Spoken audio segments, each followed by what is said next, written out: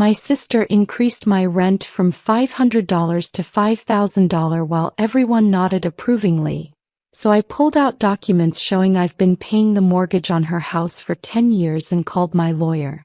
I'd love for you to be part of this family. Subscribe and tell me where you're watching from. I promise your comment doesn't go unseen.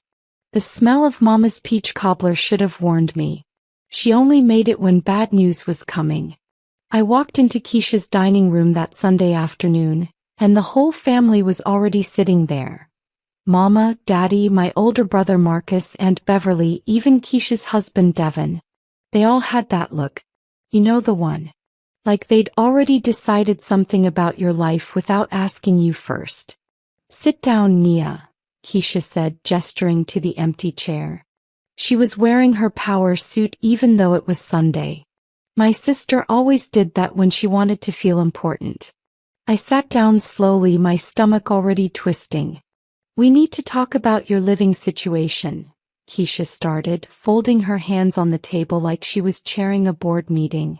I'd been living in the basement apartment of this house for 10 years, ever since Keisha bought it. Well, bought is generous. I'll get to that. What about it? I asked, looking around. Nobody would meet my eyes except Devin, who looked uncomfortable. The rent, Keisha said flatly. It's going up. Starting next month, it'll be $5,000 a month. The words hit me like ice water. $5,000? I pay you $500.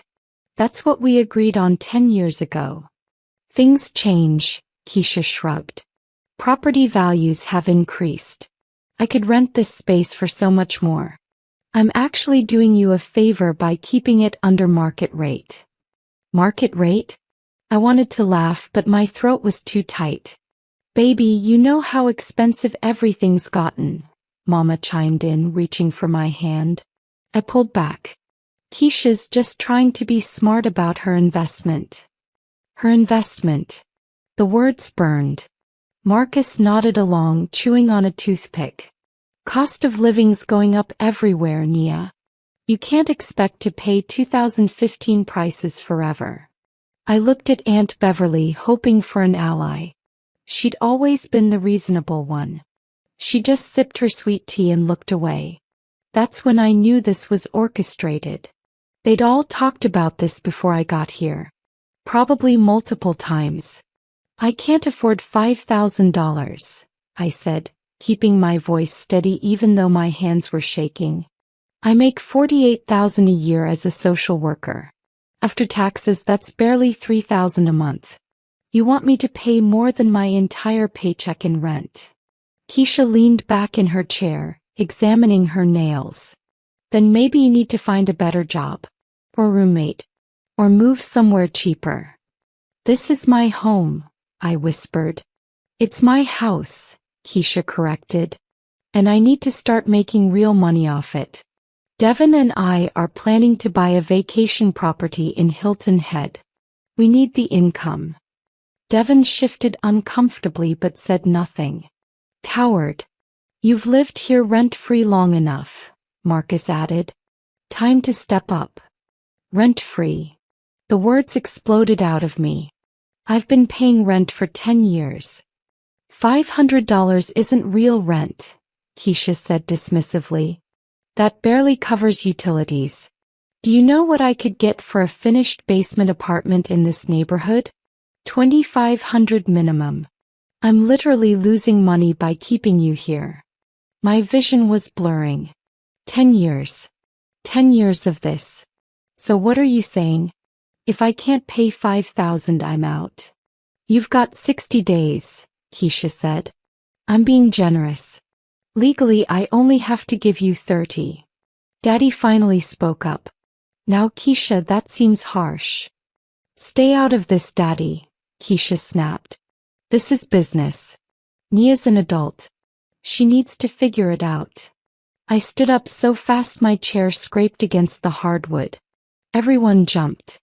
Business. Right. My voice sounded strange to my own ears. Calm. Too calm. Give me 10 minutes. I need to get something from downstairs. Where are you going? Mama called after me. To get some papers, I said.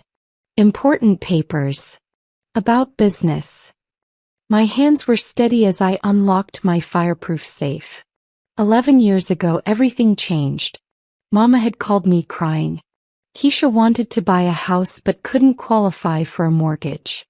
Her credit was wrecked from maxed-out credit cards and a repossessed BMW. She'd been living beyond her means for years, keeping up appearances. But I'd just started my job. Good credit. Stable income. Modest savings. Please, Nia, Keisha had begged over the phone. I need this. Devin and I are getting married. We need somewhere to start our life. You could help me. You're my baby sister.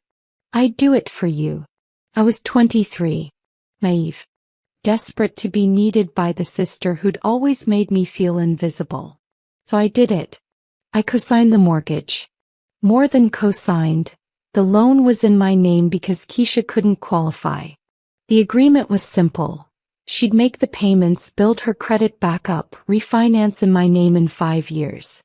I'd live in the basement for cheap rent until then. That was 11 years ago. She never refinanced. Never even tried. I pulled out the manila folder. Mortgage documents with my signature. Payment history. Every single receipt I'd kept. Bank statements showing the automatic withdrawals from my account. All of it. I walked back upstairs. They were all talking in hushed tones that stopped when I entered. Good. I wanted their attention. I dropped the folder on the table with a satisfying thunk. Papers spilled across Mama's peach cobbler. What's this? Keisha asked, irritation flashing across her face. That, I said, my voice shaking now but strong, is the mortgage for this house. The one that's been in my name for 11 years. The one I've been paying every single month while you collected $500 from me and called it rent.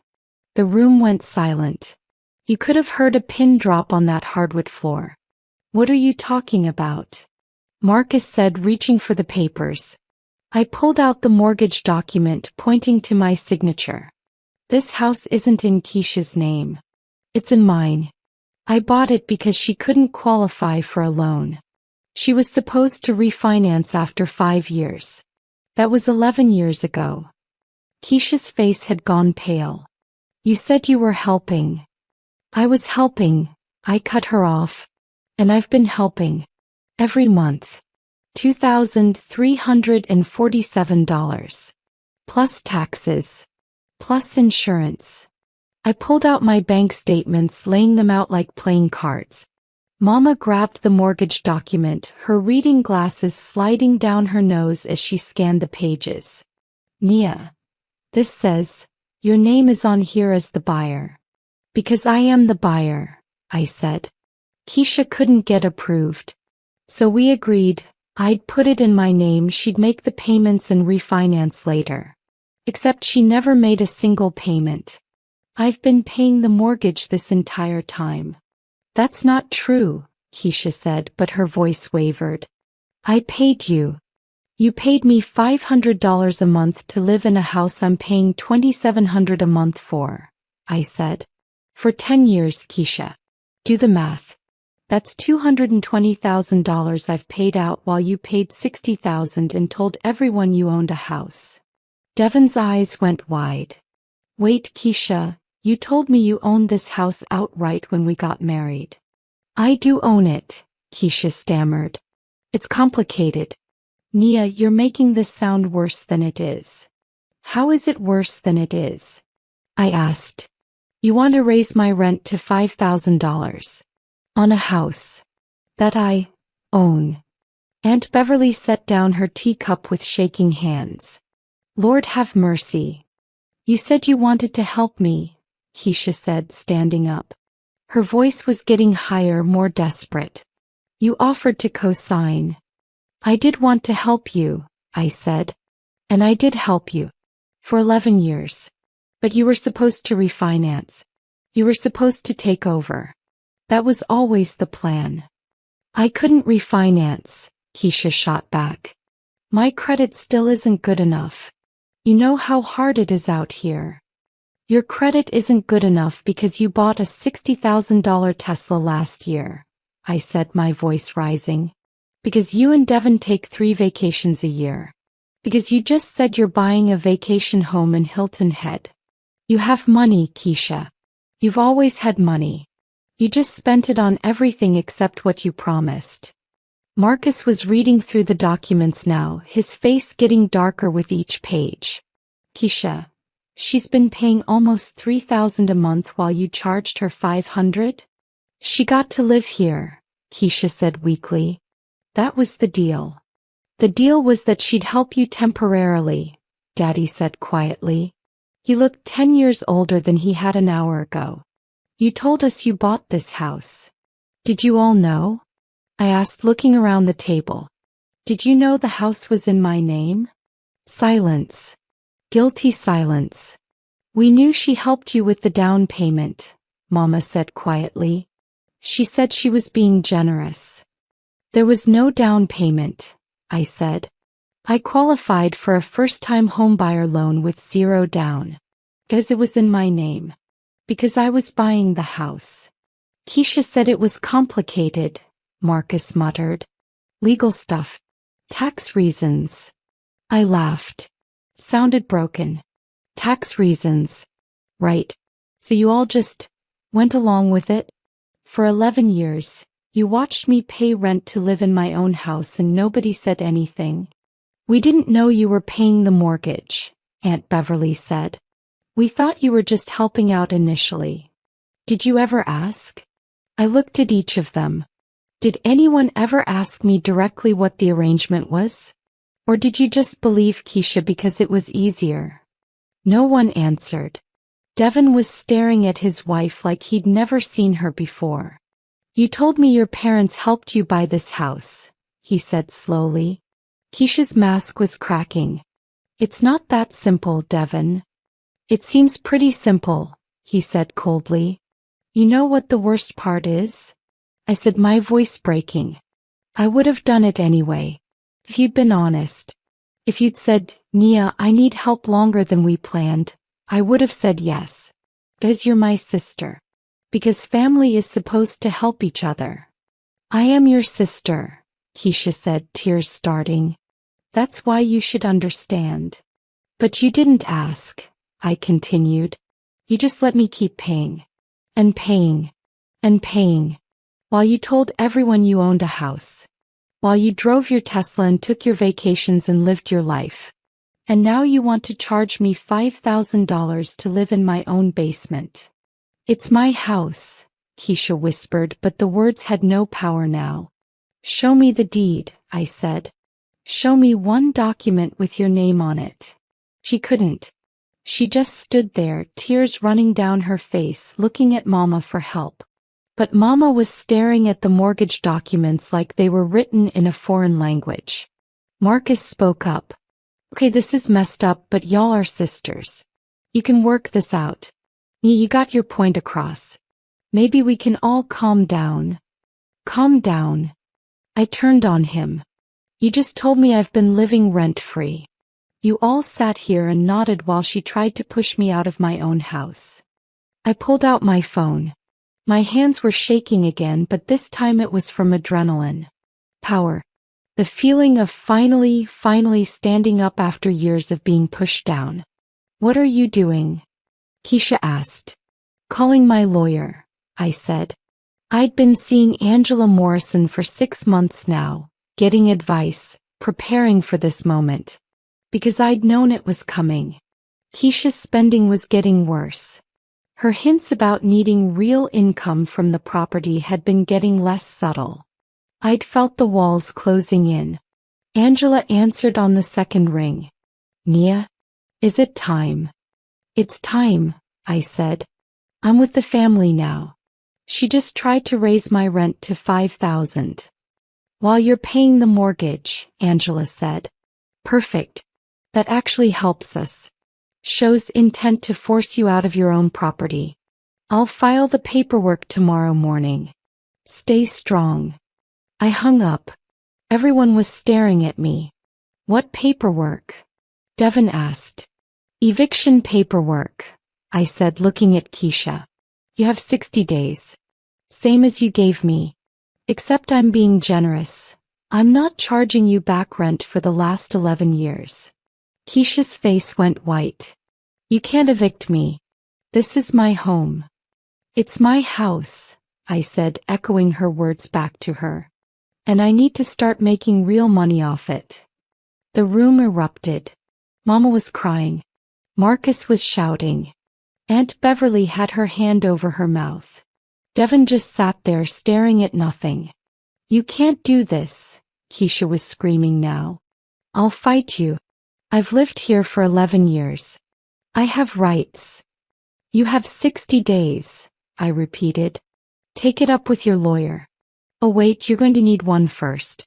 That'll be expensive. Maybe you should sell your Tesla. Nia, baby, please. Mama grabbed my arm. She's your sister. You can't put your sister out on the street.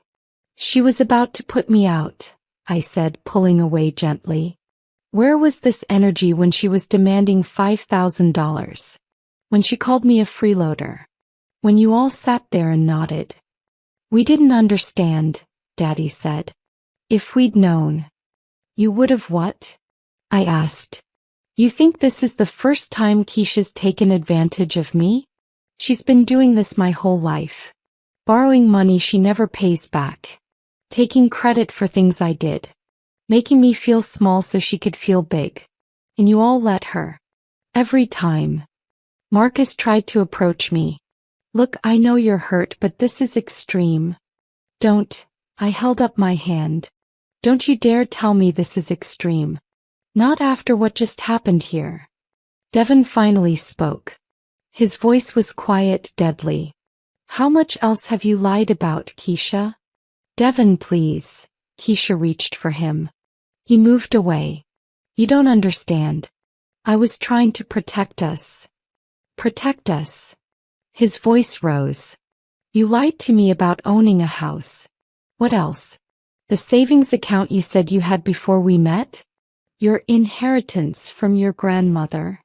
Keisha's silence was answer enough. Devin stood up, grabbed his keys from the counter. I need to leave. I need to think. Devin, don't go, Keisha begged. Please, we can fix this. But he was already walking out. The front door closed with a soft click that sounded like thunder. Keisha rounded on me, her face twisted with rage and desperation. You happy now? You're destroying my marriage. I'm not destroying anything, I said quietly. I'm just telling the truth. That's all I did. I told the truth. The truth. Keisha laughed bitterly. You're being vindictive. You're jealous. You've always been jealous of me. Jealous. I stared at her. Of what? Your lies? Your debt? Your husband who just found out you've been scamming him too. Get out, Keisha hissed. Get out of my house right now. Your house. I picked up the mortgage document, held it up. Read it. Read whose name is on this. I left. Not because she told me to, but because I was done. I'd said what needed to be said. The truth was out there now, floating in the air like smoke that couldn't be waved away. As I drove home, to my house, my property that I'd been paying for all along, my phone started buzzing. Text messages. Voicemails. Aunt Beverly, I'm so sorry, baby. I should have asked more questions. Marcus, call me. We need to talk about this like adults. Mama, please don't do this. There has to be another way. I ignored them all. For the first time in my adult life, I felt light. Free. The weight I'd been carrying, the weight of Keisha's expectations and manipulations and the family's enabling, it was gone. 3 days later, Angela called. The eviction paperwork was filed. Keisha had hired a lawyer, but Angela was confident. The documents didn't lie. The bank statements didn't lie. 2 weeks after that, Devin filed for divorce. Apparently, Keisha had been hiding a lot more than the house situation. credit card debt, loans in his name he didn't know about, the vacation home in Hilton Head. She'd already put a deposit down using money from his retirement account. I should feel guilty. The old Nia would have felt guilty. But the new Nia? I'm sitting in my basement apartment. My apartment in my house, and I'm finally planning for my future. I'll rent out the upstairs once Keisha leaves. Or maybe I'll move up there and rent the basement. Either way, for the first time in 11 years, every dollar I put into this property is actually mine. Keisha called yesterday. I let it go to voicemail. She was crying, begging for more time, blaming me for ruining her life. But here's what she doesn't understand. She ruined her own life the moment she thought she could build it on lies and someone else's money. I'm just the one who stopped holding up the foundation. That's not cruelty. That's called boundaries. And I'm never apologizing for having them again.